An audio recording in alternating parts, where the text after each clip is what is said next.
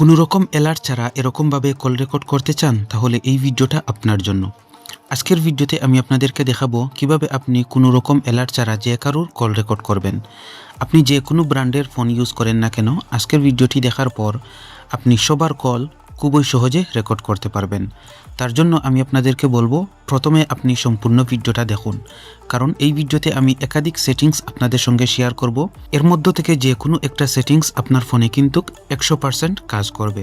তাই অবশ্যই আপনি এই ভিডিওটা স্কিপ করে দেখবেন না, সম্পূর্ণ ভিডিওটা আগে দেখুন, তারপর আপনি সবগুলা সেটিংস আপনার ফোনে ট্রাই করুন। এর মধ্য থেকে যে কোনো একটা আপনার ফোনে কাজ করবে। তাহলে চলুন কথা না বাড়িয়ে মূল ভিডিও শুরু করা যাক।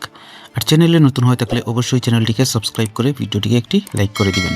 আজকের ভিডিওতে আমি আপনাদেরকে দেখাবো না কিভাবে আপনারা কল রেকর্ডিংটা চালু করবেন, কারণ কল রেকর্ডিং অপশনটা সকল ফোনেই কিন্তু ডিফল্টভাবে দেয়া থাকে। যদি আপনি আপনার ফোনে কল রেকর্ডিংটা চালু করতে না পারেন তাহলে আপনি কমেন্ট করে দিবেন, আমি আপনাদের কমেন্টের রিপ্লাইতে বুঝিয়ে দেওয়ার চেষ্টা করব।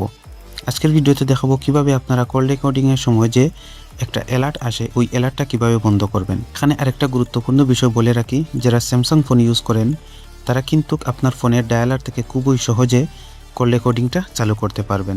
আমি আপনাদেরকে যদি সংক্ষেপে এখানে দেখিয়ে দেই, এই যে দেখুন 3 ডট মেনু রয়েছে, এটাতে যদি আমি ক্লিক করি, এরপর সেটিংস অপশনে যদি আমি ক্লিক করি তাহলে এখানে দেখুন রেকর্ড কলস, এটাই যদি আমি ক্লিক করি তাহলে দেখুন অটো রেকর্ড কলস, এই অপশনটা যদি অন করে দেন তাহলে কিন্তু অটো আপনার কলগুলো কিন্তু রেকর্ড হবে। আর এখান থেকে অন করলে কিন্তু কোনো রকম অ্যালার্ট আসবে না। এটা স্যামসাং ফোনের একটা ভালো দিক। তো আমি এখান থেকে বেঁকে চলে আসতেছি। যদি স্যামসাং ইউজার হন তাহলে তো আপনি খুবই সহজে এটা করতে পারবেন। এখন বিষয় হচ্ছে যারা অন্যান্য ব্র্যান্ডের ফোন ইউজ করেন তারা কিভাবে কোনো রকম অ্যালার্ট ছাড়া কল রেকর্ড করবেন। তার জন্য আপনারা চলে যাবেন আপনাদের ফোনে থাকা সেটিংস অ্যাপ্লিকেশনে। সেটিংসে আসার পর আপনি সার্চ বারে ক্লিক করে সার্চ করবেন টেক্সট টু স্পিচ আউটপুট, এটা লিখবেন। আপনার আউটপুট ছাড়া আসবে না। স্যামসাং ফোনে টেক্সট টু স্পিচ এটা লিখে দিলেই চলে আসে। এখানে দেখুন টেক্সট টু স্পিচ এটা লিখে আমি সার্চ করে দেওয়ার পর এখানে চলে এসেছে। এরপর আপনি পাবেন টেক্সট টু স্পিচ আউটপুট, এই যে দেখুন 2 নম্বরে রয়েছে, এটাতে আমি ক্লিক করে দিব। এরপর এখানে দেখুন স্পিচ রেট, এটাকে আমি বাড়িয়ে দিব। আপনার ফোনে এই দুইটা চিহ্ন কিন্তু নীল কালারের থাকবে। আর নিচে দেখুন পিচ, এটা কিন্তু হাই করা আছে, এটাকে একদম কমিয়ে দিব। এখন আমি আপনাদেরকে শোনানোর জন্য এটা প্লে করতেছি।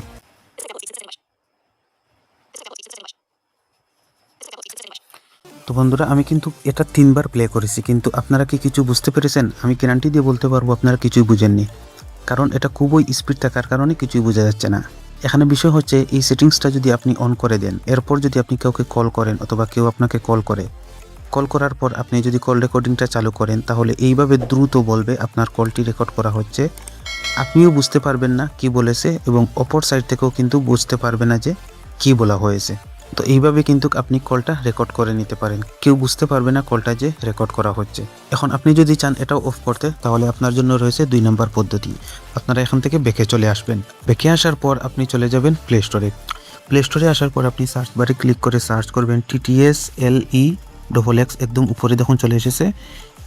TTS লেখার পর কিন্তু এটা চলে আসবে, এটা আপনারা সার্চ করে দিবেন। এরপর এই যে দেখুন একটা অ্যাপ্লিকেশন, লোগোটা দেখে রাখুন, এই অ্যাপ্লিকেশনটা আপনারা ডাউনলোড করে নেবেন।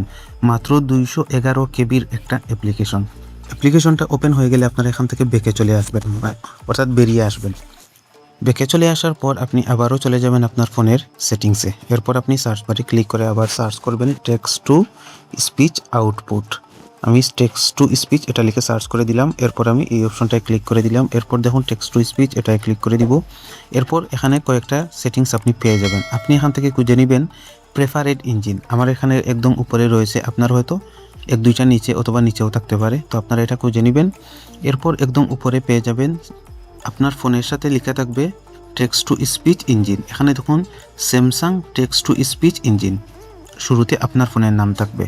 তো আপনারা এখান থেকে 3 নম্বরে যে দেখুন TTSLEXX, এটা আপনারা সিলেক্ট করে দিবেন। নিচ থেকে অ্যাটেনশন এটা ওকে করে দিবেন। এরপর আপনি বেঁকে চলে আসবেন। বেঁকে চলে আসার পর আপনি আপনার ফোনের যে ডায়ালার অ্যাপ্লিকেশন রয়েছে ওইটায় ক্লিক করে ধরে রাখবেন। এরপর এই অপশনটায় ক্লিক করবেন, আপনাকে নিয়ে যাবে অ্যাপ ইনফোতে। এরপর আপনি স্টোরেজে ক্লিক করে এটাকে ডাটা ক্লিয়ার করে দিবেন। এখন কিন্তু আপনার কাজ শেষ। এখন আপনি যাকে কল করবেন অথবা আপনাকে যে কল করবে, কল রিসিভ করার পর যখন আপনি কল রেকর্ডিংটা চালু করবেন তখন কিন্তু কোনো প্রকার অ্যালার্ট আসবে না। আমি কথা দিচ্ছি, আপনারা জাস্ট একবার ট্রাই করে দেখুন।